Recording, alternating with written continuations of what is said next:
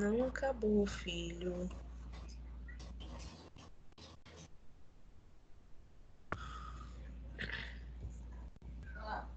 Vou ficar.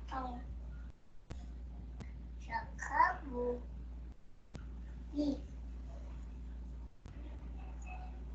Então, vamos lá.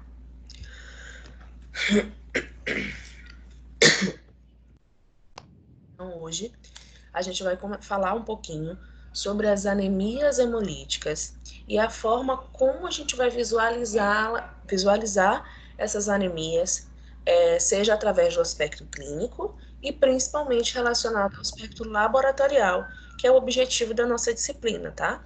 É compreender como é que eu vou visualizar na amostra desse paciente essa anemia. E o que mais que pode vir a acontecer associado a essa baixa de eritrócitos e baixa de hemoglobina, ok?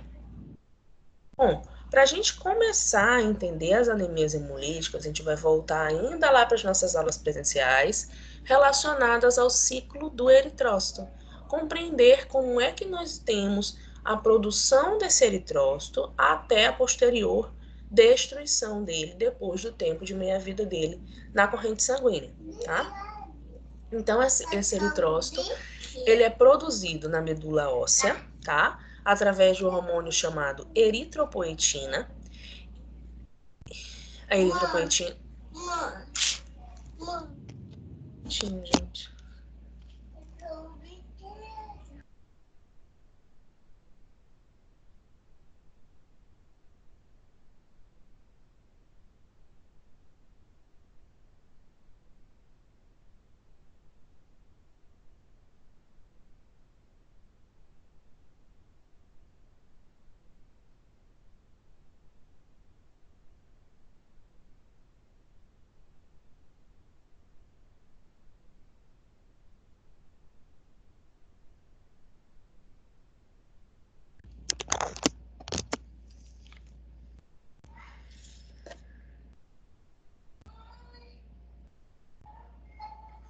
Pronto. E aí, então, esse eritrócito ele é produzido na medula óssea através do hormônio chamado eritropoetina, que vai fazer então essa produção dessa linhagem mieloide. É através dessa linhagem mieloide que nós temos a produção desses eritrócitos. Bom, tudo isso na medula ainda.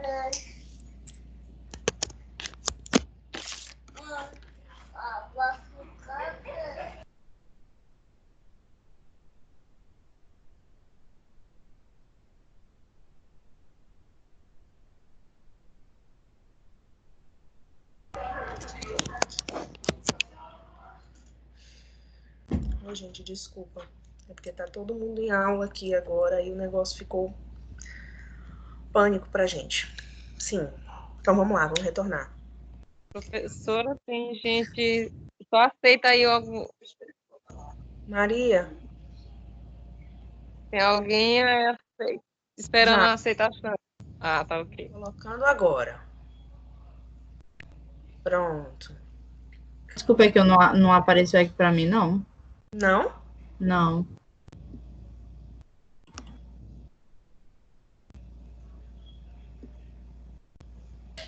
Deixa alguém querer de novo para ver se aparece, porque não apareceu dessa vez, não estava tentando ver. Quando falaram que precisava de aceitar. Aqui, Maria. E quando clicar de novo, vê se aparece. Qualquer coisa Tá que me bom. sinaliza, tá? Tá.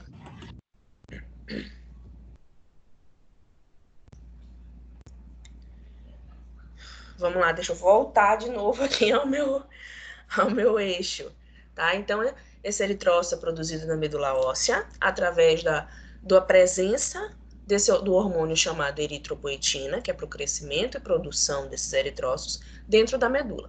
Produzir esse eritrócito, tá? Ele é liberado, aliás, a primeira forma madura dele é na forma de reticulócito, só que o reticulócito a gente sabe que não consegue ainda carrear o oxigênio, tá? Ele ainda possui na sua estrutura fragmentos de RNA que impossibilita o acoplamento do oxigênio nessa hemoglobina, tá?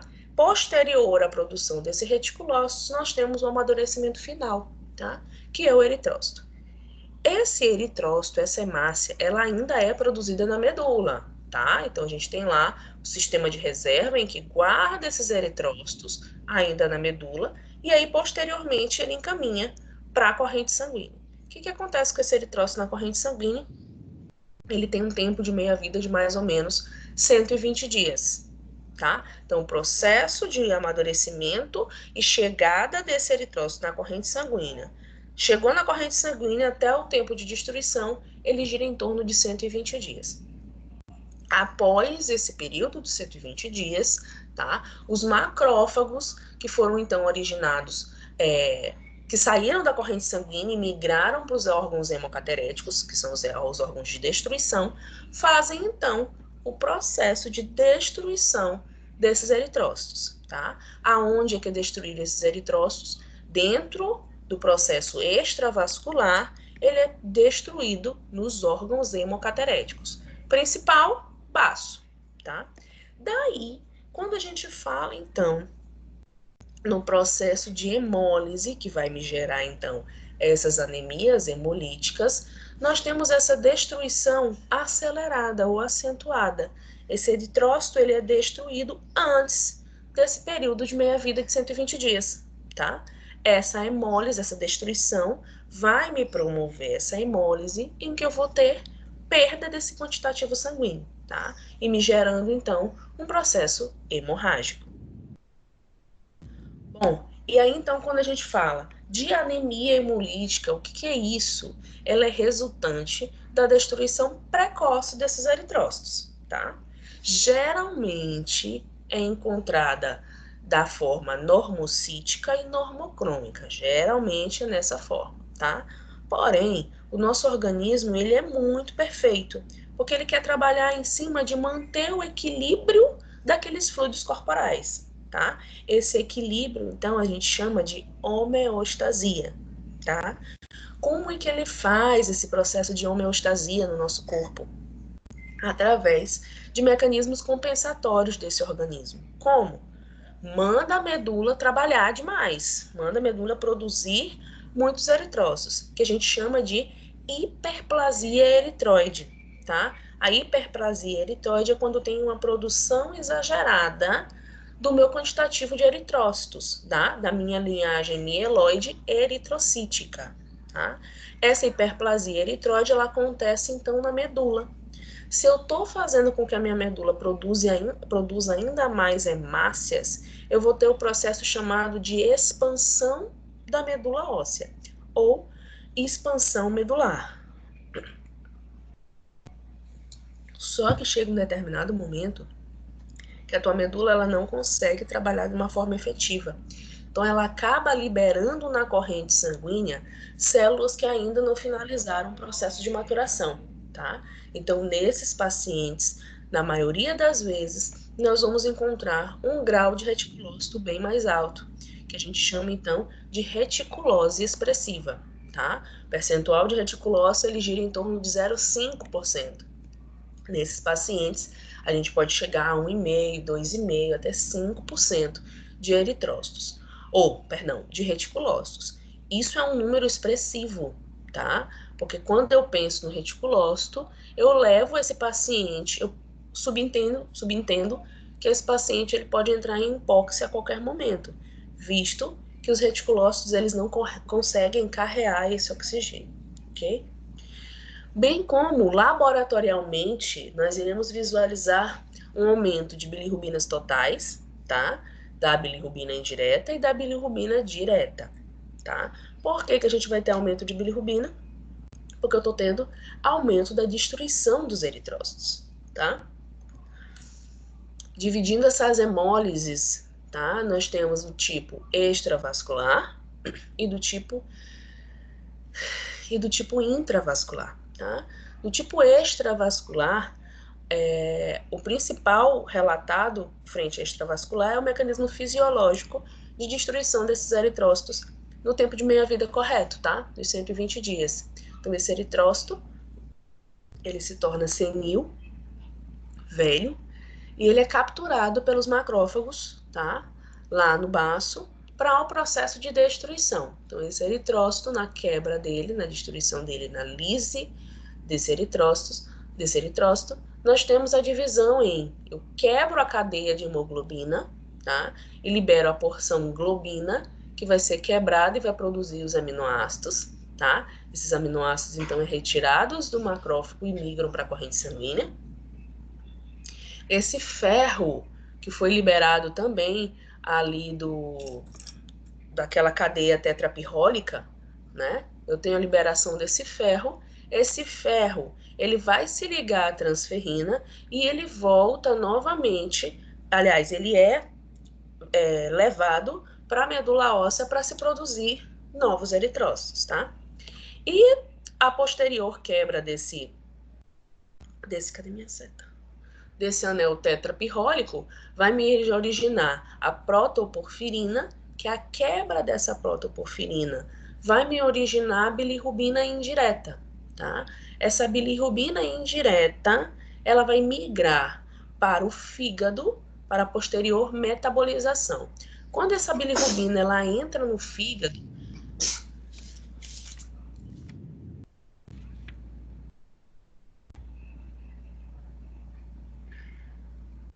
minutinho. Pronto, foi todo mundo.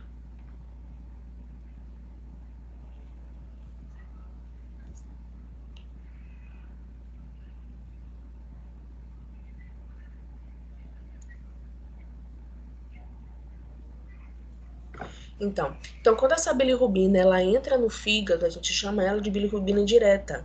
Porque no fígado ela se acopla ao ácido glicurônico para poder ser excretada por esse fígado, ser metabolizada, perdão, por esse fígado, tá? Essa metabolização dessa bilirrubina, então, vai ser excretada, essa bilirrubina, ela vai ser excretada através de duas formas, tá? Pela urina e pelas fezes, tá? Então, através da excreção pela bilirrubina ou pela urina, essa bilirrubina ela é chamada de urobilinogênio, tá? Porque ela é excretada através da urina. E pelas fezes é estercobilinogênio, tá? Então, eu tiro, destruo essa bilirrubina e transfiro ela, aliás, excreto ela pelas fezes e pela urina, tá?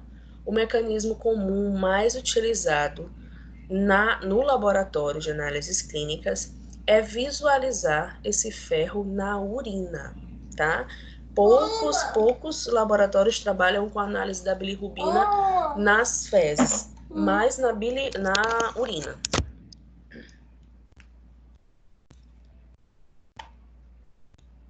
Vai lá.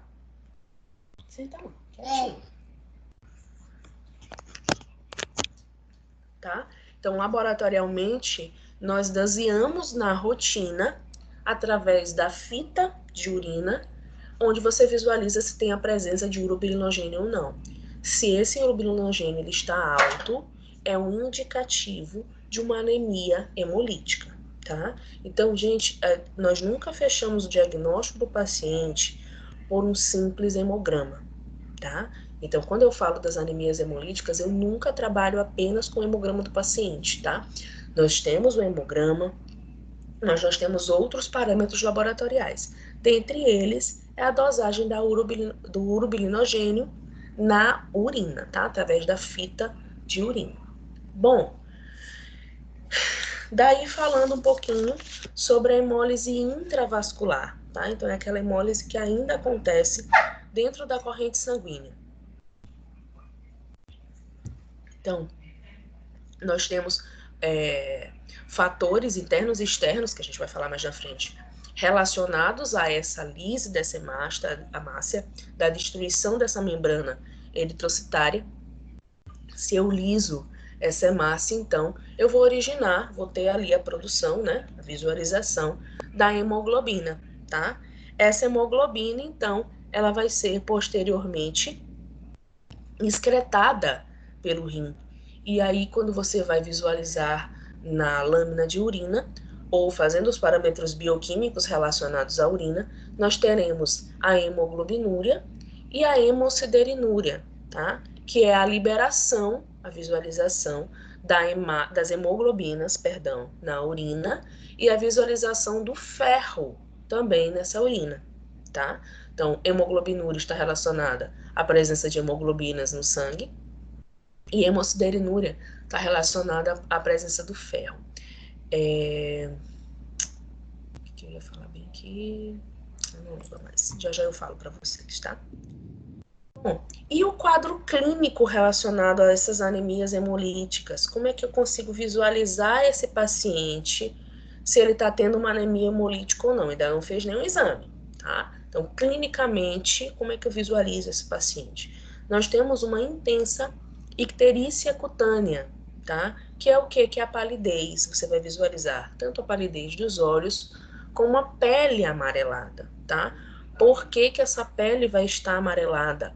Porque eu tenho um quantitativo de bilirrubina, direta e indireta, principalmente a indireta, nesse organismo, tá? Então, essa bilirrubina, ela tem uma coloração levemente amarelada para âmbar, que faz com que você visivelmente na pele enxergue essa coloração mais amarelada e essa coloração mais amarelada também no globo ocular, tá? Essa icterícia, então, nós podemos chamar de esclerótica ictérica, tá? Que é devido, então, ao aumento, principalmente, da bilirrubina indireta no organismo, tá? Outro achado clínico, a esplenomegalia e a hepatomegalia, tá? Então, eu tenho um aumento considerado tanto do baço quanto do fígado. E aí vocês vão perceber que no decorrer das anemias que nós vamos trabalhar, a maioria delas leva a esplenomegalia e a hepatomegalia. Dependendo do estadiamento dessa anemia, ainda não é visível tu observar o aumento desse baço, tá? Como é que a gente vai visualizar também no EAS, tá? No sumário de urina desse paciente. Essa urina ela vai estar extremamente escura. E quanto mais ela estiver na presença do oxigênio, ela vai começar a se oxidar e ficar ainda mais escura, tá? Então, nós temos graus de hemólise dentro dessa urina e é a função do bioquímico da triagem parar ou realizar essa não conformidade frente a essa urina, tá? Urina normal não tem coloração avermelhada, tá? Ela é de transparente até no máximo amarelo ouro, tá? A partir daí, a gente já tá tendo alguma modificação clínica nesse paciente, fisiológica nesse paciente, tá? E que aí você leva para um achado laboratorial. O que mais que a gente pode visualizar nesses pacientes? Colelitíase. A colelitíase, ela é presença de pedras na vesícula biliar, tá? Geralmente, essa colelitia está relacionada às anemias hemolíticas crônicas, tá? A um grau de hemólise crônico, que é quando eu tenho um quantitativo muito alto de bilirrubina e aí ela começa a ser calcificada, tá? Então, geralmente eu visualizo a colelitíase em pacientes com hemólise crônica, tá? A colelitíase, ela também está relacionada a pacientes com parasitemia antiga, tá?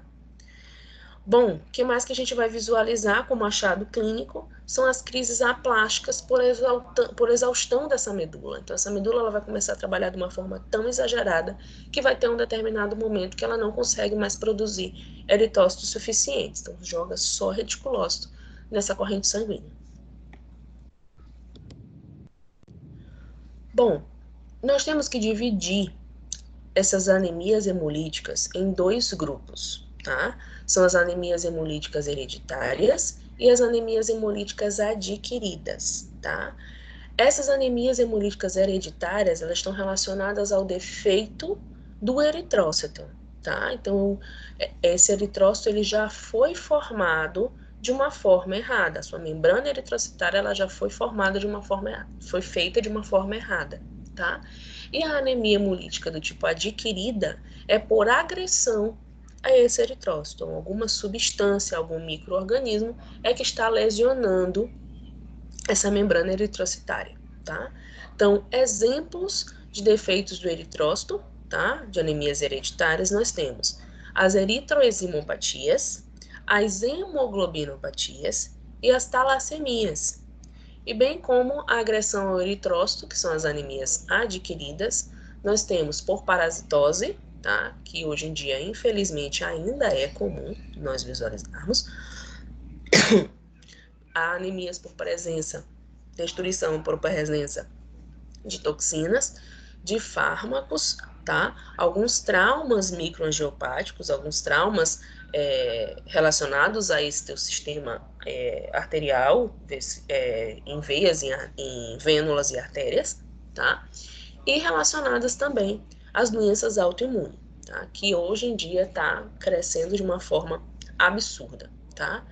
Bom, quando eu falo de excesso de destruição, então eu tenho que lembrar diretamente que eu vou ter uma reticulocitose, tá? Então você já faz essa relação. Excesso de destruição, eu vou ter aumento da hemoglobina nesses meus órgãos hemocateréticos, vou ter aumento dessa hemoglobina lá no meu sistema renal, tá? E, consequentemente, a minha medula ela começa a trabalhar de uma forma muito exagerada e joga reticulócitos ainda na corrente sanguínea, beleza? Alguma dúvida por enquanto? Bom, dividindo essas anemias hemolíticas hereditárias, então nós temos as membranopatias, tá? E nós vamos falar sobre a esferocitose hereditária e a eliptocitose hereditária, tá? Elas são muito semelhantes, então a gente vai tratar elas quando a gente for falar de patogênese, iguaizinhas, tá? Uma diferençazinha só que é sutil entre elas. Por defeito metabólico, tá? E a gente tem uma deficiência chamada uma anemia por deficiência de glicose 6-fosfato-desidrogenase, que você pode falar deficiência de G6PD. Temos um quantitativo muito alto de pacientes com anemias por deficiência de G6PD, bem como a gente também tem muita gente trabalhando em cima dessa deficiência, tá? E as hemoglobinopatias, tá? Quantitativas, nós temos a talassemia alfa e beta, e qualitativas, nós temos a anemia falciforme, tá? Que é a hemoglobina S, defeito de hemoglobina C e hemoglobina instável, tá? Que é quando a gente também visualiza um quantitativo ainda maior de reticulócito na corrente sanguínea. Já as anemias adquiridas, hemolíticas adquiridas, nós vamos falar principalmente das imunológicas, tá? Que são as autoimunes, então tanto de anticorpo crente quanto de anticorpo frio. As aloimunes, que estão relacionadas principalmente de mãe e bebê, tá? E algumas outras associadas com drogas. Algumas anemias hemolíticas por agentes químicos, substâncias domésticas, industriais, tá? Hoje em dia a gente está tendo muito caso de anemia hemolítica por solventes industriais, tá? Por drogas e por medicamentos. E algumas anemias relacionadas a agentes físicos, como traumatismos, queimaduras, frio intenso e calor intenso. Falando ainda sobre as anemias adquiridas, nós temos elas por infecções, tá? Por protozoários, hoje em dia o mais comum ainda é visualizar, principalmente na região norte, as infecções por malária, tá? As infecções bacterianas e as infecções virais. Então, geralmente, essas anemias, elas não entram na fase aguda, tá? Para eu ter que esse paciente, constatar que esse paciente está entrando numa anemia hemolítica, essa anemia ela já é crônica nesse paciente, tá? Então, geralmente acontece principalmente com pacientes que não fazem o seu check-up, tá? Ou que, por conta dessa cronicidade, demoram mais tempo para que esses sintomas venham a aparecer, tá bom? Nas secundárias, nós temos as hepatopatias e as nefropatias, tá? Por conta mesmo de sobrecargas desses rins, ou nesse fígado. A hemoglobinura de marcha e a hemoglobinura paroxística noturna. Bom, quero que essa parte aqui vocês guardem para a vida de vocês e façam a anotação, porque é aqui que está relacionado diretamente à nossa aula, tá? A nossa disciplina como análises laboratoriais. Quais são os achados que nós temos para esses pacientes frente à anemia hemolítica? A primeira coisa que nós vamos visualizar é o parâmetro bioquímico relacionado à presença da bilirrubina. Seja ela bilirrubina direta, seja ela bilirrubina indireta, tá? Geralmente, nos pacientes por anemia hemolítica, a bilirrubina indireta é a que sempre dá muito mais alta, tá? Quando comparada à bilirrubina direta. O que acontece? O médico, na maioria das vezes, ele escreve lá na prescrição bilirrubina total. O que o laboratório faz? Faz a descrição, tá? A separação do que é bilirrubina direta, do que é bilirrubina indireta. Pacientes com anemia hemolítica sempre vai dar bilirrubina muito alta, ok? Primeiro parâmetro bioquímico. Segundo parâmetro, aí agora a gente vai lá para o setor da urinálise, tá? Por quê? Porque eu vou passar a fita de pH, que a gente chama de fita de pH, nessa urina, para saber se ele está tendo um aumento de urobilinogênio, tá?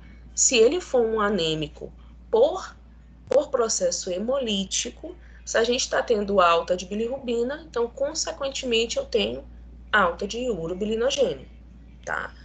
E o que faz essa alta desse urobilinogênio leva a transtornos, como é que é a palavra? Aumento nessa excreção, essa excreção renal. Então, deixa esses rins muito mais sobrecarregados, tá? A molécula do urobilinogênio ela é uma molécula grande, então acaba também comprometendo a nossa função renal, tá? E aí nós temos uma peculiaridade.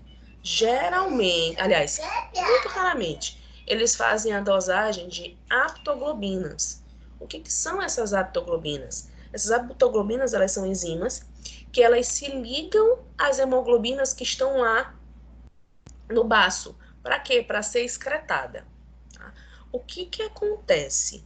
Eu preciso ter um quantitativo X de aptoglobina e o mesmo quantitativo de hemácia para que eu consiga fazer com que essa aptoglobina capte essa hemoglobina e faça o processo dela de excreção. O que acontece nos pacientes que estão com anemia hemolítica? Eu estou tendo um quantitativo de excreção de hemoglobina muito alto, tá? Porém, o quantitativo de produção da aptoglobina ela não é suficiente para carregar esse quantitativo tão alto de hemoglobina.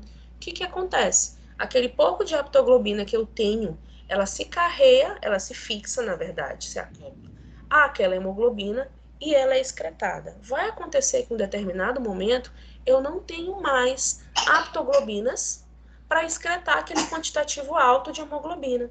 Então, como é que eu sei que esse paciente está tendo também uma anemia hemolítica? Quando eu doseio a aptoglobina e essa aptoglobina ela dá ausente. Se ela está ausente, então é porque eu estou tendo uma excreção muito alta de hemoglobina, tá? Então, por isso que ela dá ausente, ok? Então, aqui a gente falou, ó, 2 parâmetros bioquímicos, que foi bilirrubina, direta e indireta. Falamos do parâmetro dentro do setor da urinálise, que é o urobilinogênio, tá? E falamos também da aptoglobina. Isso são achados laboratoriais. O que mais que eu visualizo? Aí nós vamos, de fato, para o setor da hematologia, tá? Que é onde você vai visualizar uma reticulocitose. Meninos, lembrem de uma coisa. Lembrem de uma coisa. O reticulócito, nós não conseguimos visualizá-lo no esfregaço sanguíneo comum, tá? Eu só consigo visualizar reticulócito se eu fizer a coloração, que é chamada de azul de cresil brilhante, tá? Para poder fazer a visualização desse esfregaço, aliás, desse reticulócito. Então, em esfregaço normal, não se visualiza reticulócito, tá? A coloração, tanto de panótico quanto do meigro-Alguinça, não consegue corar os grânulos de RNA, tá? Então, eu não consigo visualizar esses reticulócitos. Então, o que você faz dentro do setor da hematologia? Você faz um esfregaço sanguíneo para a coloração do meigro-Alguinça e você faz um esfregaço sanguíneo usando a coloração de meigro-Alguinça, tá? Tanto para o esfregaço comum, para você visualizar como é que estão aqui essas hemácias desse paciente, e para visualizar se está tendo aumento ou não de reticulócito, ok? O que nós teremos também? Uma hiperplasia eritroide, tá? Só que essa hiperplasia a gente não visualiza no esfregaço sanguíneo, tá? Então, essa hiperplasia eritroide é quando eu tenho uma sobrecarga da medula óssea na produção dessa linhagem mieloide. Então, isso aí você vai fazer uma punção medular para saber se está tendo essa sobrecarga de fato na produção desses eritrócitos. O que acontece? Esses eritrócitos, eles são advindos também da linhagem mieloide, que é onde a gente produz neutrófilo, eosinófilo e basófilo. O que vai acontecer com esse organismo? Como eu preciso aumentar a produção dos eritrócitos, meu organismo, a minha medula subentende que ela acaba diminuindo a produção de neutrófilos, eosinófilos e basófilos. E aí, quando você vai fazer esse esfregaço desse paciente, geralmente ele dá uma neutropenia, tá? Porque eu estou tendo diminuição na produção dos meus neutrófilos, beleza? E aí, o que acontece com o nosso organismo também, tá? Nós entramos num processo de eritropoiese extramedular, tá? Então, qual é o principal órgão relacionado à produção dos eritrócitos? É a nossa medula. Se a medula está sobrecarregada, eu então encaminho essa produção para os outros órgãos hematopoéticos, tá bom? O que mais que eu encontro no laboratório? No esfregaço sanguíneo agora, um parâmetro de pecilocitose ou poiquilocitose. O que é a poiquilocitose? É quando eu visualizo nesse esfregaço sanguíneo diversas formas de eritrócitos, tá? As principais formas relacionadas às anemias hemolíticas são os microesferócitos ou os esferócitos, tá? Bem como os eliptócitos e os esquizócitos, tá? E aí nós temos um teste que é batata relacionado às anemias hemolíticas, tá? É o teste de fragilidade osmótica, tá? É para saber quanto de volume líquido é que essa hemácia consegue segurar dentro daquela membrana eritrocitária, tá? Falando assim a grosso modo como é que consiste esse teste, tá? Então, é saber qual o volume de água, volume líquido, que essa hemácia consegue suportar sem lisar essa hemácia, tá? Então, geralmente, nós teremos nas anemias hemolíticas o teste de fragilidade osmótica ou teste de resistência osmótica dando positivo, tá bom? E aí alguns outros, que é muito mais raro, tá? Mas eles podem também dosear algumas enzimas, algumas proteínas, ou também dosear até o núcleo relacionado, o núcleo não, a produção de DNA, tá? Bom, um dos principais utilizados para a enzima é a desidrogenase láctica, só que ela está relacionada diretamente à deficiência da enzima G6PD, que é o que vocês vão olhar um pouquinho mais na frente. Na rotina laboratorial, o que é que eu faço para saber se esse paciente está tendo uma anemia hemolítica, tá? Quais são os testes que, de fato, eu faço nesse paciente para saber se ele está tendo uma anemia hemolítica? Daqui desse slide, fragilidade osmótica, é um dos mais comuns de a gente fazer. Você vai fazer o esfregaço para saber se esse paciente está tendo uma poiquilocitose. Você vai fazer a lâmina para o esfregaço de reticulócito e vai fazer doseamento da bilirrubina, urobilinogênio e aptoglobina, tá? Então, coloca lá, achados laboratoriais feitos na rotina para anemia hemolítica. Dosagem de bilirrubina, direta e indireta, urobilinogênio, aptoglobina, reticulocitose, poiquilocitose e fragilidade osmótica, tá? Esses são os principais que a gente utiliza na rotina para saber se aquele paciente está tendo anemia hemolítica ou não. Beleza? Uronogênio, é professor? Oi? É uronogênio e o quê? Eu não entendi essa parte. Vou Eu falar de queria novo. mais repetir também. Vou falar de novo. Anota aí. Espera ainda. Então, na rotina laboratorial, para diagnóstico de paciente com anemia hemolítica, quais os testes que nós fazemos? Bilirrubina total, que aí você doseia bilirrubina direta e bilirrubina indireta. Urobilinogênio, que é a bilirrubina que foi excretada lá na urina, tá? Bilirrubina excretada na urina, urobilinogênio, tá? Dosagem de aptoglobina,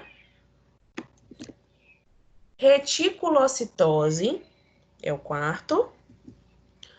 Esfregaço sanguíneo para saber se esse paciente está tendo poiquilocitose.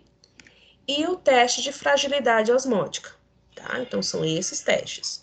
Fragilidade osmótica, poiquilocitose, reticulocitose, aptoglobina, urobilinogênio e bilirrubina, tá? Então, são 6 testes que nós fazemos para saber se esse paciente está tendo anemia hemolítica ou não, tá? Os outros são feitos? São, mas não dentro de uma rotina laboratorial, tá bom? Tu não vai fazer hiperplasia eritroide ou fazer punção para uma eritropoiese para visualizar se tu tá tendo essa hiperplasia num posto de saúde da vila, tá? Então, quando a gente tem um bom senso, use-se esse bom senso e faz com esse paciente, realiza nesse paciente os exames que de fato vão me dar um diagnóstico satisfatório, tá? Bom, vamos dividir então essa hemólise em intravascular e extravascular, só fechando um pouquinho do que a gente falou lá na frente. Lá atrás. O que seria a minha hemólise extravascular? Tá? Então, eu leio o excesso de remoção dos eritrócitos nos órgãos hemocateréticos, tá? Então, ele não é quebrado, esse eritrócito, ele não é quebrado dentro da corrente sanguínea, é extra corrente sanguínea, ou seja, extravascular. Qual é o órgão que está relacionado diretamente, o principal é o baço, tá? E a hemólise intravascular é a hemólise direta, ou seja, dentro da corrente sanguínea, onde a gente tem a eliminação da hemoglobina direta, tá? Então, na hemólise extravascular, você vai visualizar a quebra dos componentes eritrocitários, tá? Então, vai ter aminoácido, vai ter ferro e vai ter protoporfirina, vai ter bilirrubina, tá? Na extravascular. Na intravascular, você vai visualizar diretamente essa hemoglobina, tá?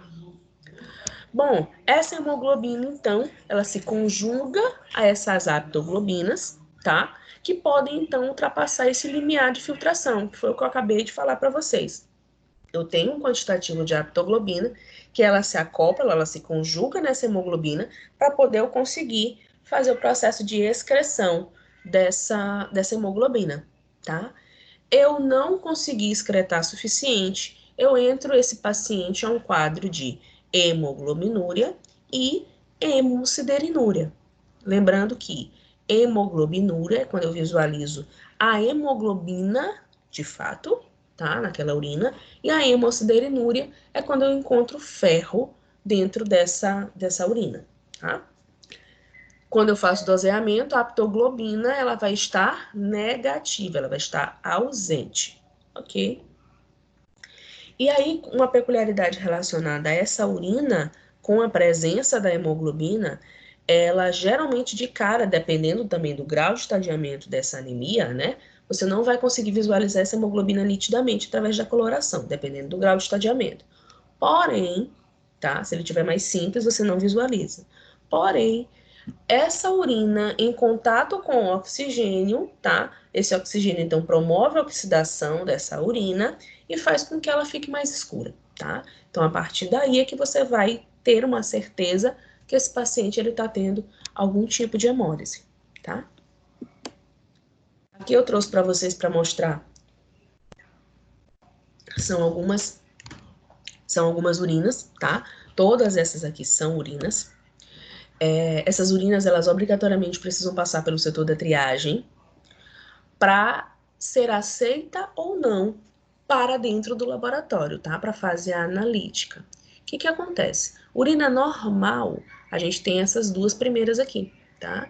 Que é a urina transparente e até a urina ouro, tá? De amarelo ouro, na verdade. Então, isso aqui é considerado urina normal.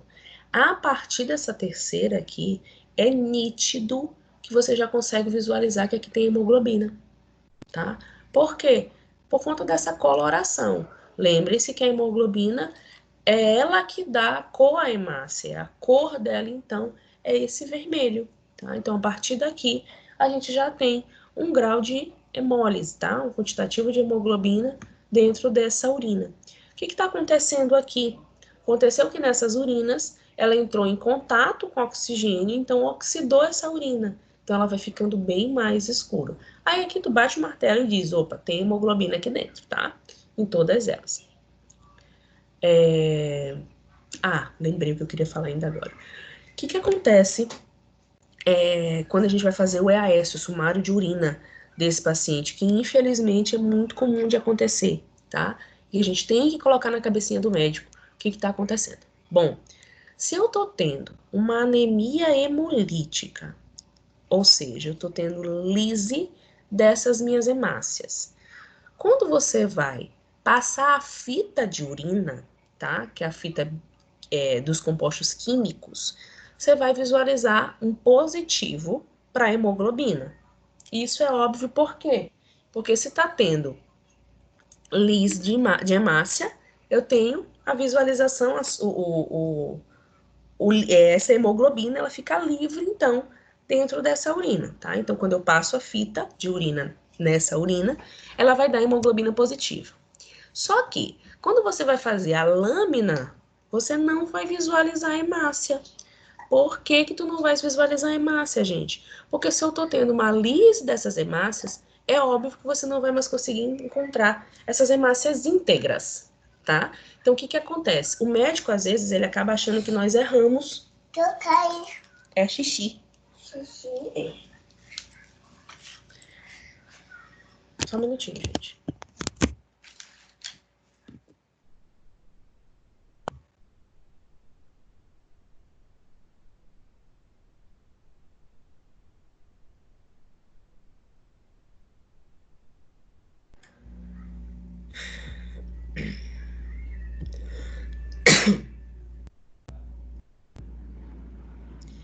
E aí, o que que acontece o que que os médicos não conseguem entender, tá? Que eu vou ter hemoglobina, mas eu não vou ter, na hora que eu for visualizar essa lâmina, pode ser que eu não encontre hemácias, ou que eu encontre ainda, mas bem poucas hemácias, tá? Professora, E aí, oi, a urina também fica dessa forma quando quando é extracelular, quando é o ou quê, não, só Flor? quando é intravenoso. Extracelular, porque é quando é o macrófago que destrói a hemácia. Extravascular, né? Ela pode Isso. chegar sim a essa coloração, mas não é vermelhona desse jeito. Oi, filho. É xixi. É xixi. Vamos estudar o xixi. Geralmente ela fica mais pro amarelo ouro, ou ela pode até chegar a ficar âmbar por conta da presença do ferro e da bilirrubina, mas não por conta da hemoglobina, porque não tem quebra de hemoglobina, eu não tenho a visualização da hemoglobina ali, correto? Tá? Mas ela acontece nitidamente, como a gente está visualizando aqui no 3, na intravascular, tá bom? Mas eu visualizo também na extravascular por conta da presença da bilirrubina e do ferro, tá? Bom, e aí falando então sobre as membranopatias, tá? Nós temos de dois tipos: a esferocitose hereditária e a eliptocitose. Hereditária, tá? A patogênese, tá?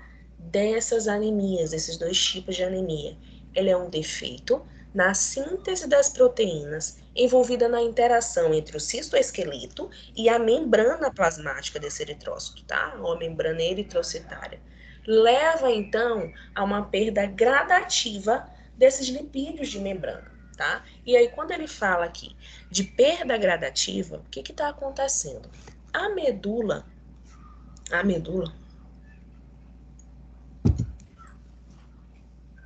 essa medula, ela produz o eritrócito normal, tá? Mas, no decorrer no tempo de meia-vida dessa hemácia dentro da corrente sanguínea, é que ela vai perdendo esses componentes lipídicos. Se ela perde esse componente lipídico, que é o que forma a membrana plasmática, e a gente lembra lá de biologia celular e molecular, essa membrana, ela é fosfolipídica, tá? Então, se eu não tenho esse lipídio, eu tenho o quê? A fragilidade dessa membrana, que a qualquer momento ela pode, então, lisar, tá? Ou ela lisa, ou ela se deforma, tá? Que é o que acontece na esferocitose e na eliptocitose, tá? Então, eu coloquei elas duas juntas aqui, porque tudo delas é muito semelhante, tá? Tanto a patogênese e quanto à produção. Então, ela é produzida normalmente esse eritrócito, e por conta da deficiência no quantitativo desses lipídios, ela vai perdendo essa conformação, podendo se tornar, então, um esferócito ou um eliptócito, tá? Posteriormente, esse esferócito e esse eliptócito, ele vai ser destruído, então, pelos macrófagos lá nos nossos órgãos hemocateréticos, tá? Com relação ao aspecto clínico dessa paciente, tá? Ela é uma doença que ela é genética autossômica, tá? Então, ela é uma anemia do tipo hereditária, tá? Pode levar a uma esplenomegalia em pacientes já crônicos, cálculos biliares, tá? E também promover crises aplásticas. O achado laboratorial, aí coloca lá, esferocitose e eliptocitose relacionado ao quadro laboratorial. Então, você vai visualizar, sim, uma anemia, tá? Bem considerável, mas o que tem mais lindo é você visualizar no esfregaço para reticulócito um percentual alto, que ele gira entre 5% e 20% de eritrócitos quando comparado, de reticulócitos quando comparado aos eritrócitos, e no esfregaço sanguíneo você vai ver aquela lâmina linda, cheia de esferócitos, tá? O que a gente faz? Também, dependendo do médico, se ele não consegue identificar a priori se é uma anemia hemolítica, eles fazem o teste de Cumbis. Só que o teste de Cumbis ele está relacionado à presença ou à ausência de anticorpos. Anticorpos estão relacionados às anemias adquiridas e não às hereditárias, tá? Então, esse teste de Cumbis... Meu Deus, desculpa, gente. O que foi aqui? Acho que o meu celular caiu no chão. Esse teste de Cumbis, ele vai dar negativo, tá? Porque não tem relação nenhuma à presença de anticorpos, tá? Só que, quando esse paciente ele faz o teste de resistência osmótica ou o teste de fragilidade osmótica, ela já vai dar positivo, tá? Qual que é o tratamento para esse paciente? Geralmente pode ser esplenectomia, se esse paciente já está numa fase crônica dessa anemia, tá? E tem uma relação direta, tá? Para diagnóstico, nós doseamos as proteínas para saber se esse paciente está tendo a presença ou não das proteínas relacionadas à sua membrana citoplasmática, tá? Então, coloca lá.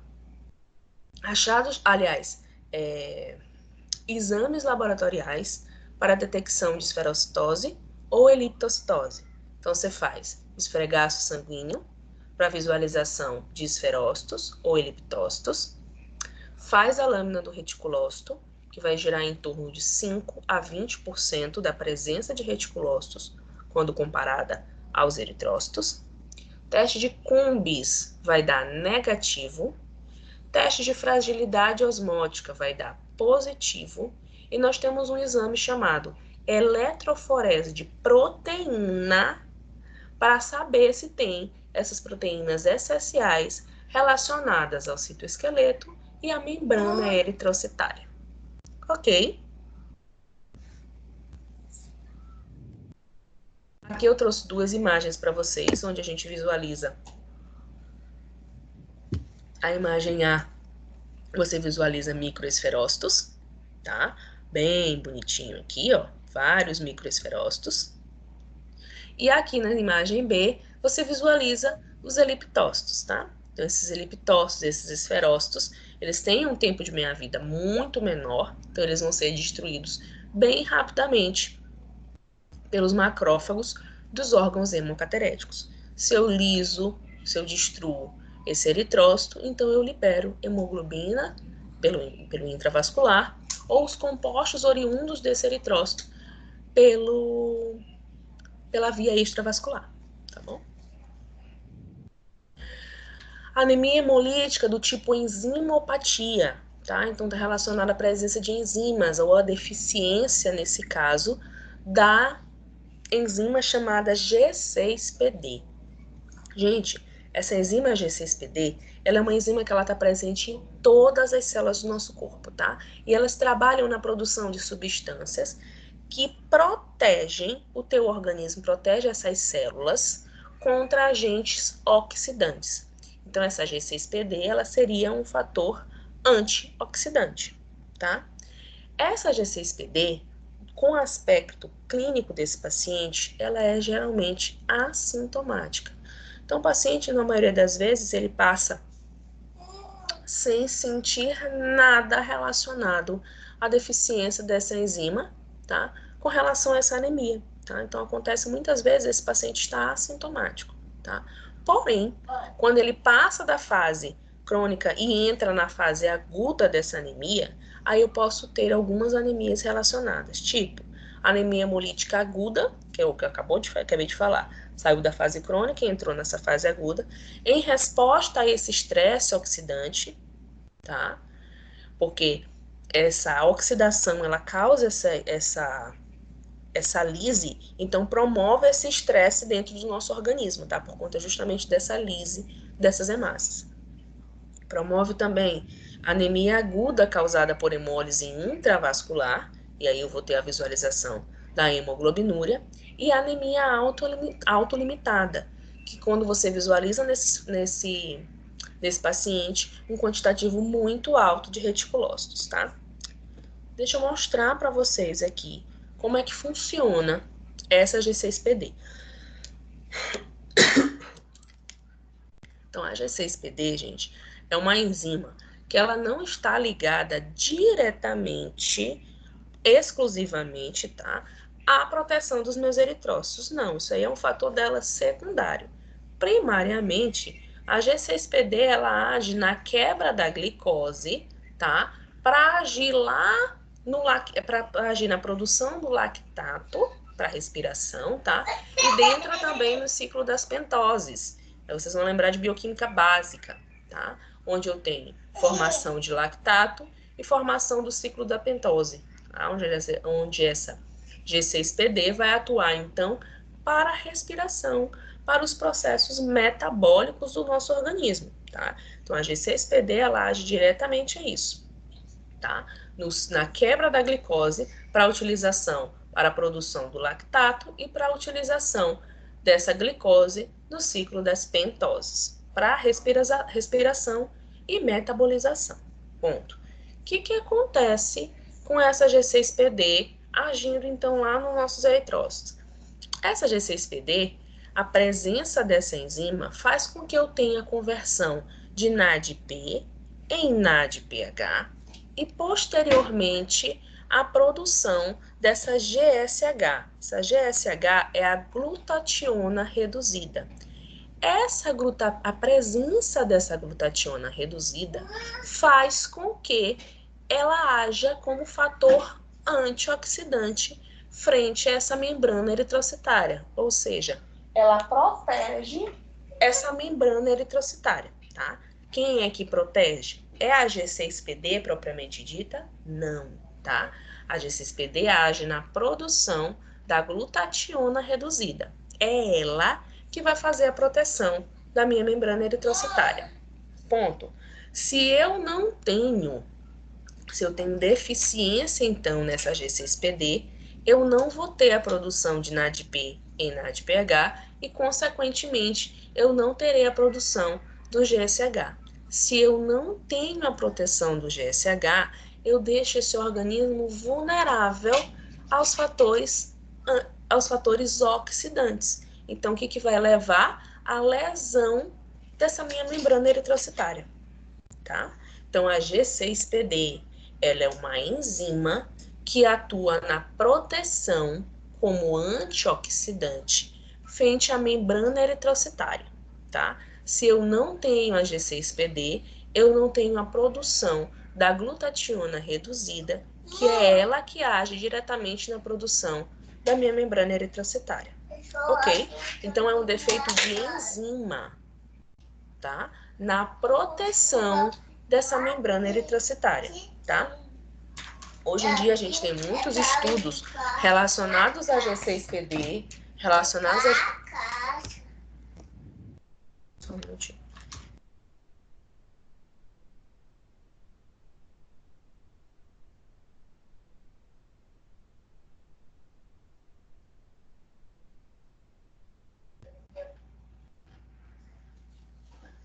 Então, hoje a gente tem muitos laboratórios de pesquisa, principalmente em universidades públicas, tá?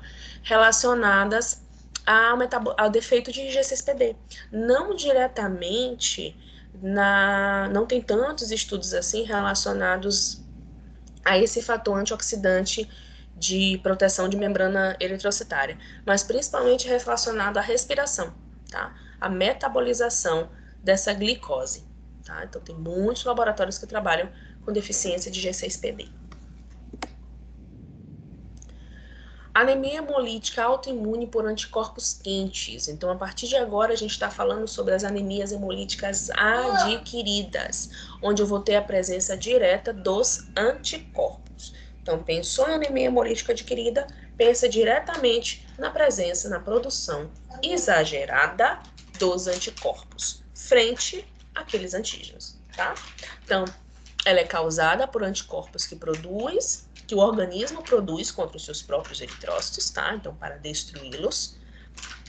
Se eu estou falando de anemia hemolítica,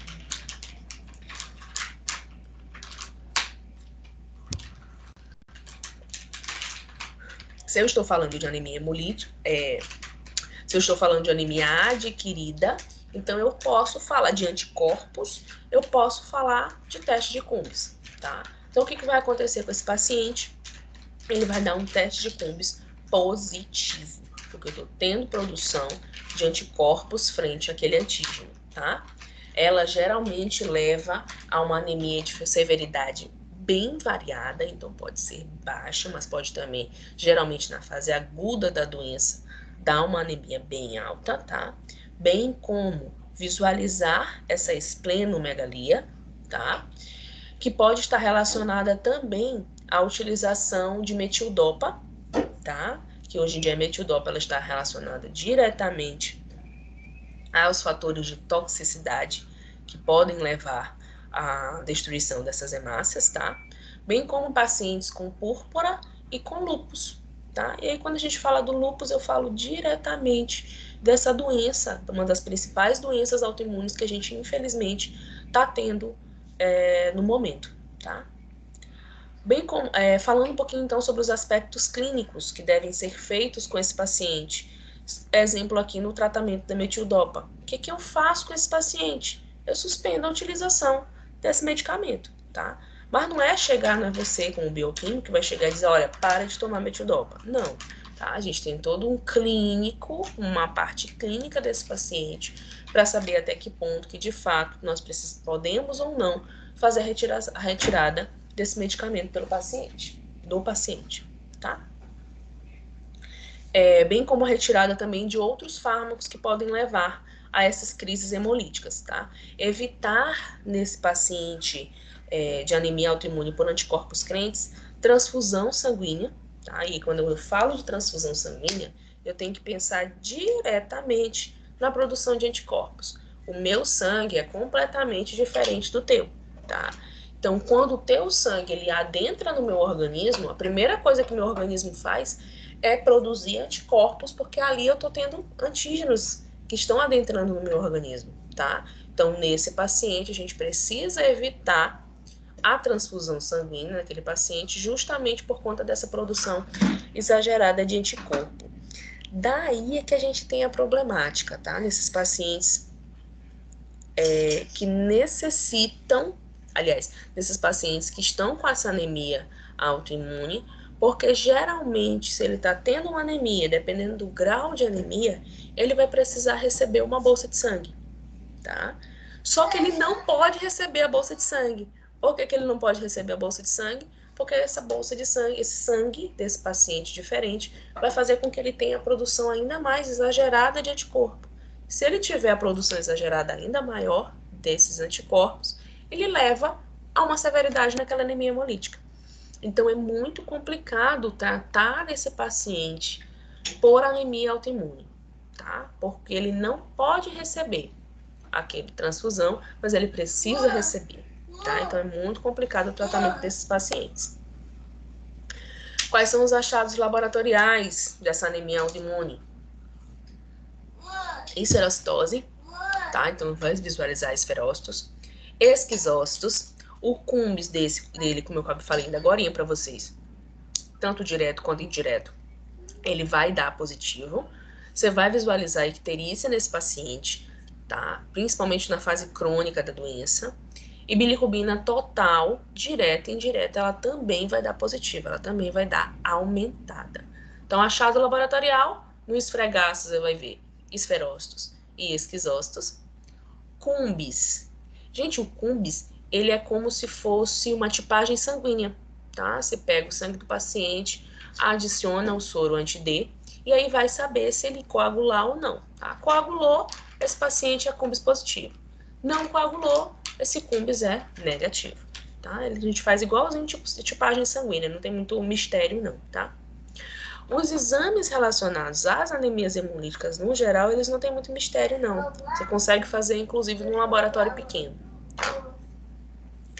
Como achado clínico, nós temos uma esplenomegalia, então, aumento desse baço de uma forma bem exagerada, principalmente na fase crônica da doença, tá? Então, o tratamento é eliminar esse agente causal, tá? Na maioria das vezes é utilizado, principalmente se esse paciente for um paciente que tenha lúpus, né? É utilizado imunossupressores nesse paciente, associação com os corticoides. Dependendo do estadiamento da doença, pode levar a uma esplenectomia, então pode ter que seja uma retirada, tá? Desse baço, bem como também pode comprometer os rins desse paciente, tá? Por conta dessa hemoglobinúria. Então, pode vir a comprometer também esses rins, tá? E, em casos mais complicados, podem ter feito tratamento com a imunossupressão com anticorpos monoclonais para parar a produção desses anticorpos do organismo desse paciente, tá? Anemia hemolítica autoimune por anticorpos frios. Então, eles estão relacionados agora a uma baixa temperatura corporal, tá? É causada também por anticorpos IgG e IgM, tá? Sendo que o IgM, ele leva a uma síndrome chamada hemaglutinina fria, que você vai visualizar na lâmina no esfregaço daquele paciente. Crioaglutininas, que é quando eu vejo aglomerados de hemácias nesse esfregaço sanguíneo, tá? Bem como também associadas às doenças linfoproliferativas, tá? E no IgG policlonal, ele está relacionado diretamente ao vírus do Epstein-Barr, tá? Muito comum também, que é da família do herpes, tá? Ou a pneumonia por micoplasma, também aqui relacionada à presença da ureaplasma, tá? Então, esse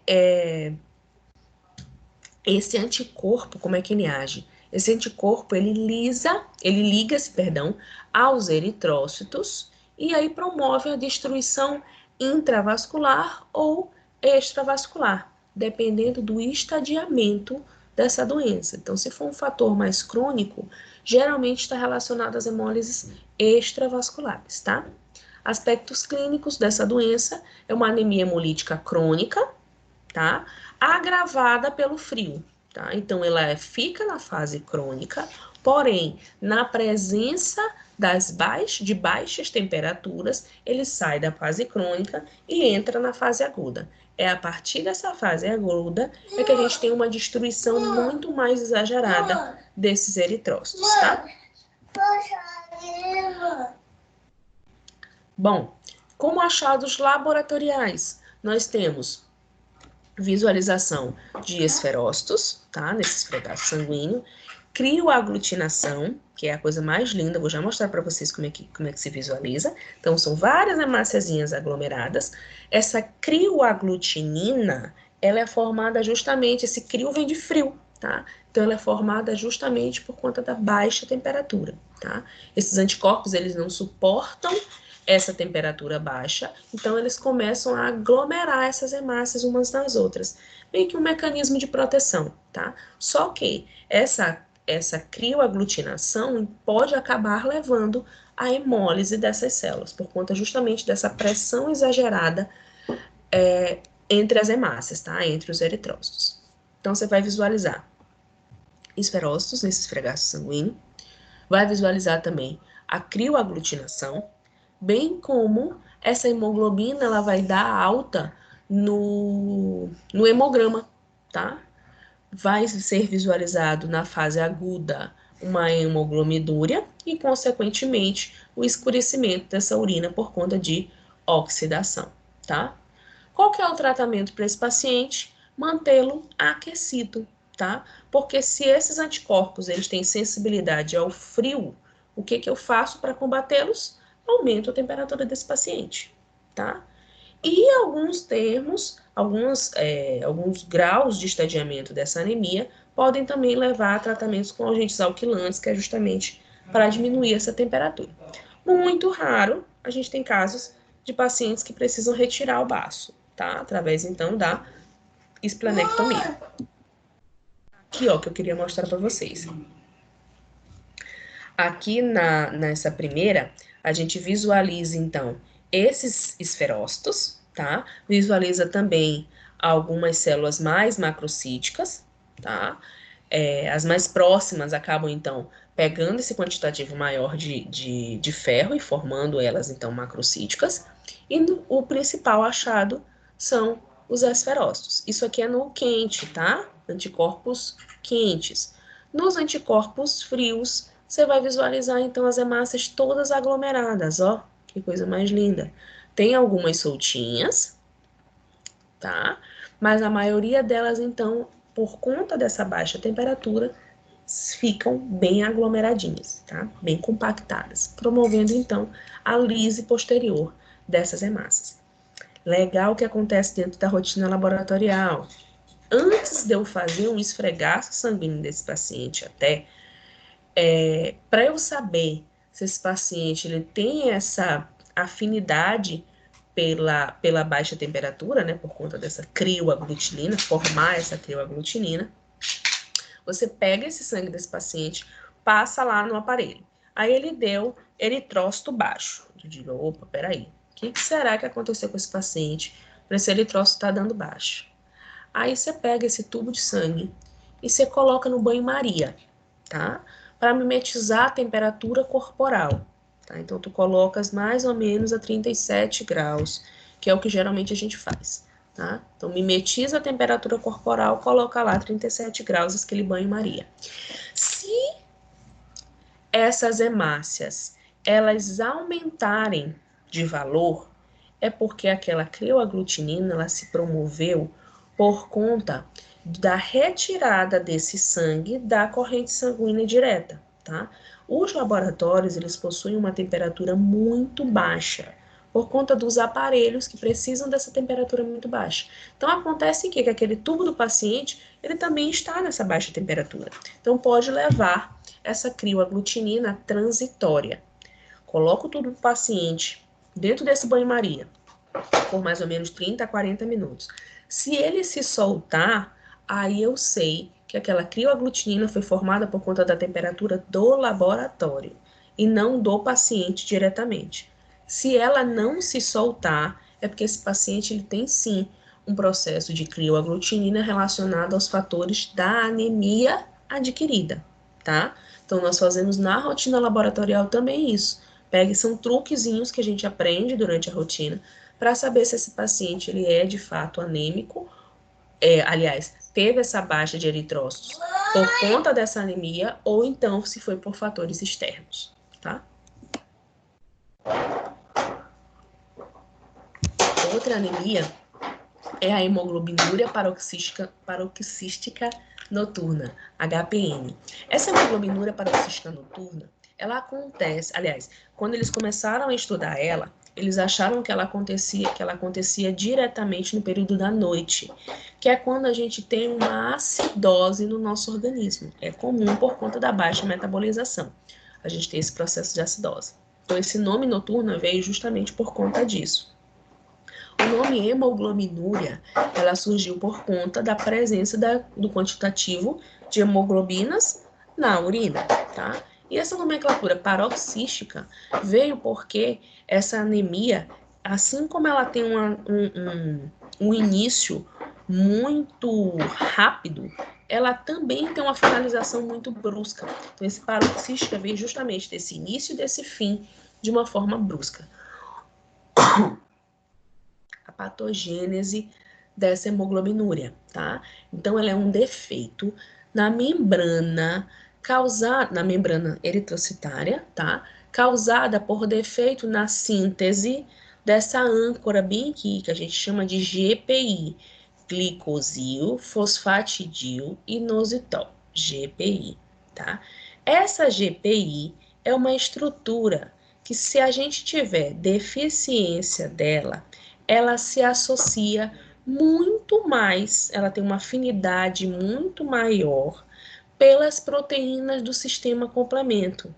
Se eu tenho ativação do sistema complemento, eu vou ter a destruição dessa membrana eritrocitária, tá? Então, o que acontece? Nós temos essa molécula, nós temos essa GPI, e se ela estiver defeituosa, que é o caso que leva essa anemia, se ela estiver defeituosa, ela tem uma afinidade muito maior pelas proteínas do sistema complemento. Se ela aumenta essa afinidade por essas proteínas, ela acaba lisando, essas proteínas acabam lisando muito mais rapidamente essas hemácias, tá? Então, essa hemoglobinúria está relacionada diretamente ao defeito dessa enzima, dessa GPI, tá? Quais são os achados laboratoriais relacionados a essa hemoglobinúria, relacionados a essa anemia hemolítica, tá? Então, você vai visualizar uma hemosiderinúria, tá? Que é a visualização de ferro nessa urina. Essa anemia ela é do tipo extravascular, tá? Então, por isso que você vai visualizar essa presença de ferro, bem como também a formação de trombos, tá? Qual que é o tratamento para esse paciente, gente? É fazer com que eu diminua a afinidade dessa enzima pelo sistema complemento. Então, o que que eu faço? Eu trato esse paciente com anticorpos monoclonais, tá? Que bloqueiam o sistema complemento de agir em cima dessa enzima, tá? Então, como eu não consigo retirá-la, eu vou atingir o que está fazendo com que eu tenha essa lise. Então, é o que? O sistema complemento. Então, eu bloqueio o sistema complemento de agir frente a essa enzima, tá? Anemia hemolítica autoimune. Só um minutinho, já tá acabando. Anemia hemolítica autoimune. Então, ela está relacionada diretamente à incompatibilidade sanguínea. Minutinho.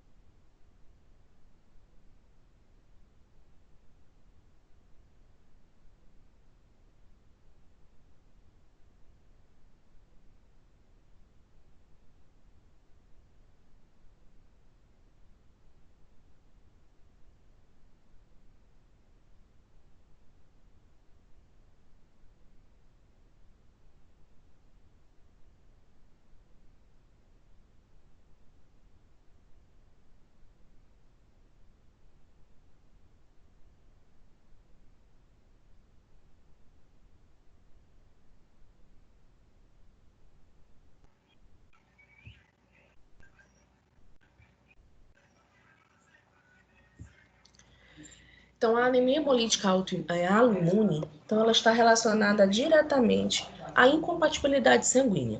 Então, quando é que acontece principalmente a anemia autoimune, tá? Nas doações de sangue, tá?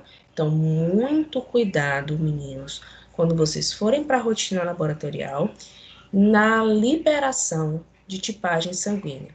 Você olha aquele tubo, dependendo de como você trabalha no laboratório, pelo tubo, tá? Ou pela fitinha, na tipagem sanguínea, mas muito cuidado nessa liberação, tá? Porque se você libera um tipo sanguíneo errado, você pode levar esse paciente a um choque anafilático, tá? Uma anemia hemolítica e posterior um choque anafilático, tá? Então, ela está relacionada nas doações de sangue e também, que é o que mais acontece na rotina, é a interação entre o sangue da mãe e o sangue do bebê, tá? Que isso acontece quando o tipo sanguíneo do bebê é diferente do tipo sanguíneo da mãe, tá? Então, se eu tenho um paciente, a mãe é A e o filho ele nasceu B, aliás, ele está sendo desenvolvido com o tipo sanguíneo B, esse tipo sanguíneo, esse antígeno vai fazer com que eu tenha a produção de anticorpos frente a esse antígeno, tá? Qual que é o objetivo do nosso corpo? Destruir esse antígeno, tá? Então ele faz o quê? Aumenta a produção exagerada desses anticorpos. O que pode acontecer? Tá? Algumas patologias envolvidas a essa troca sanguínea, tá? É uma doença chamada, aliás, uma doença chamada eritroblastose fetal, tá? Ou doença hemolítica do recém-nascido. O que foi que aconteceu? Essa mãe acabou tentando destruir aquele antígeno, tá? Que era o sangue daquele bebê. Ele pode nascer com algumas deformações, mas são bem raras. O que acontece principalmente com esse bebê é a destruição desses eritrócitos, tá? Então ele acaba nascendo ou com uma anemia hemolítica que pode ser severa, ou na maioria das vezes ela é bem branda, em que você visualiza nesse bebê um processo clássico, que é a icterícia, tá? Então, as crianças ictéricas, os bebês recém-nascidos ictéricos, geralmente estão relacionados a tipo sanguíneo diferente, tá? Você vai dosear o sangue desse bebê. Então, você vai ver bilirrubina altíssima nesse paciente, bem como PCR também alto, tá? Porque a gente vai estar tendo ali um processo inflamatório também envolvido, tá? Então, esse bebê, ele vai ter bilirrubina direta e indireta alta e PCR alto. Qual que é o tratamento? Iluminação UV, tá? Por quê? Porque eu faço a destruição e a metabolização dessa bilirrubina e posterior excreção através das fezes e através das urinas, tá? Dependendo do estadiamento dessa anemia, ela pode ser bem rápida, mas ela pode também ter um processo bem mais lento para liberação, para retirada dessa bilirrubina e posteriormente uma formação do tecido sanguíneo desse paciente de novo efetivo, tá? Então, a anemia hemolítica aloimune, perdão, está relacionada principalmente nas trocas sanguíneas dos doadores de sangue, né? Aliás, os que estão recebendo esse sangue na doação de sangue, né? E principalmente relacionado à mãe e ao feto, tá? Podendo causar, então, essa anemia hemolítica do recém-nascido, tá bom? Anemia hemolítica induzida por fármaco, então está relacionada diretamente à presença desses fármacos. Gente, a anemia induzida por fármaco, ela muito raramente ela é na forma crônica, tá? Então você vai ter uma alta dose desse fármaco, dessa droga, que vai te levar a uma anemia hemolítica aguda. E ela é agudíssima na maioria das vezes, tá? Elas podem seguir de 3 formas. E aqui, essa produção exagerada desses anticorpos podem seguir, então, de 3 formas. Uma das formas é através do fármaco da penicilina, exemplo, né? Então, a gente mostrou aqui 3 exemplos. Na presença da penicilina, na presença da quinidina e na presença da metildopa, tá? Na presença da penicilina, tá? Então, esse fármaco, ele se liga diretamente a esse eritrócito, tá? Na membrana eritrocitária. Então, ele não adentra o eritrócito, tá? Ele se fixa na membrana desse eritrócito. Bom, a fixação, então, desse fármaco nessa membrana ativa a produção desses anticorpos. Então, o que faz esses anticorpos? Tentam destruir esse fármaco. E aí acaba lisando essa hemácia também, tá? Então, aqui eu tenho a ligação direta eritrócito, fármaco, membrana eritrocitária, né? Fármaco e anticorpo. Na presença da quinidina, a gente tem uma diferença. Esse fármaco, ele também está ligado a essa membrana eritrocitária, porém, a gente tem proteínas plasmáticas, tá? Relacionadas também a essa membrana citoplasmática. Essa presença do fármaco e proteína plasmática ativa, então, a produção de anticorpos e eu tenho um processo acelerado de destruição desses eritrócitos através do sistema complemento. Então, o sistema complemento, então, auxilia com que esses anticorpos façam a destruição desse eritrócito muito mais rapidamente, tá? Então, aqui, relacionado à quinidina, eu tenho membrana eritrocitária, fármaco, proteínas plasmáticas, ativação do sistema complemento e lise posterior desses eritrócitos, tá? Já na metildopa,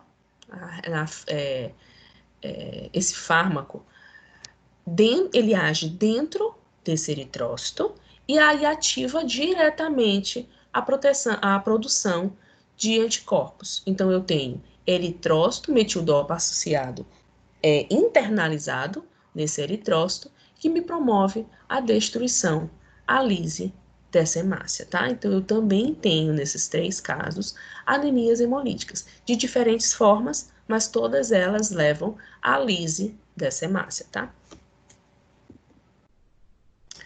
Síndrome da fragmentação eritrocitária. Então, essa síndrome, ela está relacionada diretamente a danos físicos, a traumas, tá? E quando a gente fala desses traumas, hoje em dia é muito comum eles estarem relacionados ao sistema cardiovascular.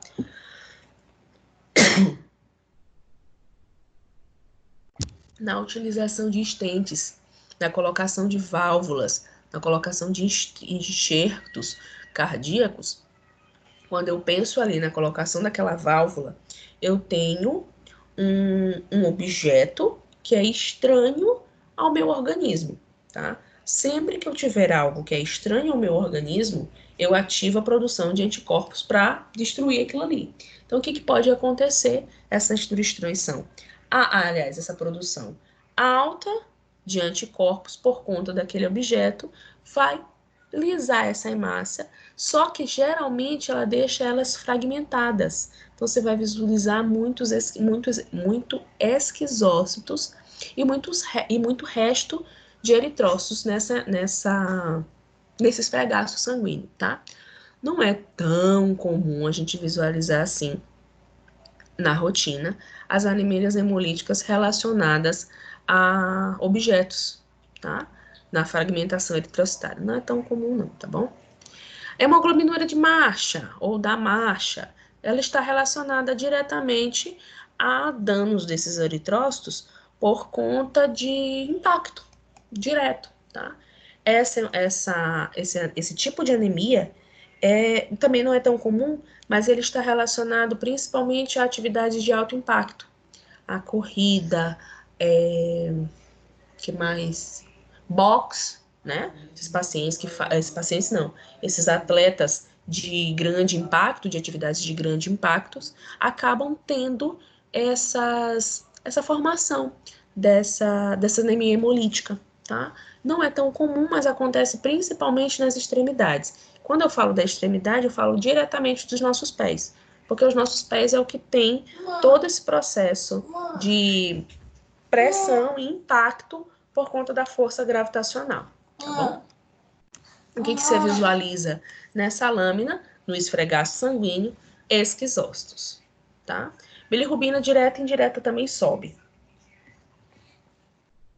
Anemias hemolíticas por agentes químicos e físicos estão relacionados a alguns fármacos, mas quando eu falo desse tipo de anemia, eu falo diretamente por intoxicação por cobre, chumbo, que hoje a gente ainda tem muitas indústrias trabalhando diretamente com esses metais, sem o uso de EPI adequado nesses funcionários, tá? Geralmente eles estão relacionados às anemias hemolíticas crônicas, tá? Então demora um pouquinho mais de tempo para a gente ter.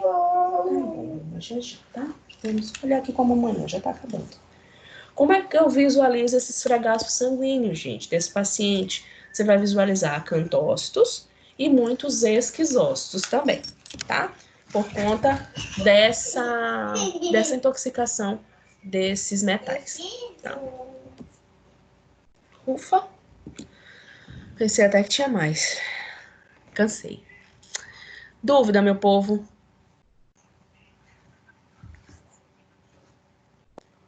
E Marina, tu falaste com relação à rotina laboratorial, que tem 6 tipos de rotina, né? Aí, no caso, escolho uma rotina ou tem que fazer as 6? Daqueles exames da rotina? Sim. Geralmente, a gente faz pelo menos o esfregaço sanguíneo, o esfregaço do reticulócito, as bilirrubinas e teste de Cumbis. O Cumbis a gente faz até antes da fragilidade osmótica, tá? Então, geralmente é os que a gente mais faz. O Cumbis, eles fazem principalmente quando já tem como é que eu falo? Um norte para as anemias adquiridas, tá? Mas geralmente, quem tá falando comigo? A Silvia? Sim. Geralmente é feito os 6, sim. Tá? Tá. Por último, eles fazem o teste de fragilidade. Mas geralmente faz os 6, sim. Aliás, perdão. Por último, eles fazem aptoglobina. Antes, eles fazem fragilidade e por último, eles fazem aptoglobina. Professora, Oi? Desculpa, pode falar. Aquela parte dos anticorpos frios e quentes, eu não entendi muito bem. O que é que tu não entendeu deles? Tudo? Deixa eu voltar aqui. Mais ou menos, tudo. Ó, vamos lá. A do anticorpo frio e do anticorpo quente, ele está relacionado diretamente... Qual é a diferença entre os dois? A temperatura. A temperatura corporal. Do anticorpo quente está relacionado à alta temperatura e o anticorpo frio está relacionado à baixa temperatura. Mas essa diferença em temperatura é ocasionada justamente pelo próprio organismo para poder os anticorpos combater determinado tipo de doença, de patologia? Isso. Geralmente eles estão associados a patologias, certinho. Qual seria a temperatura para ser considerado um anticorpo quente e o frio, no caso? Existe alguma temperatura básica para a gente ter uma referência? Silvia, deixa eu me lembrar se eu vejo isso na rotina laboratorial. Na rotina eu não me recordo, Silvinha, se a gente tem um padrão de alta ou de baixa temperatura. A do frio é geralmente a extremos. Então, quando a gente pega abaixo de 14 para 15 graus, abaixo dali a gente já pode ter a produção de anticorpos frios. Tá? Mas aí vai depender muito de mecanismo fisiológico a cada paciente. Pode ser que essa ativação ela só ocorra em mim quando eu tiver num local que eu tenho 2 graus, por exemplo, ou menos não sei quantos graus, tá?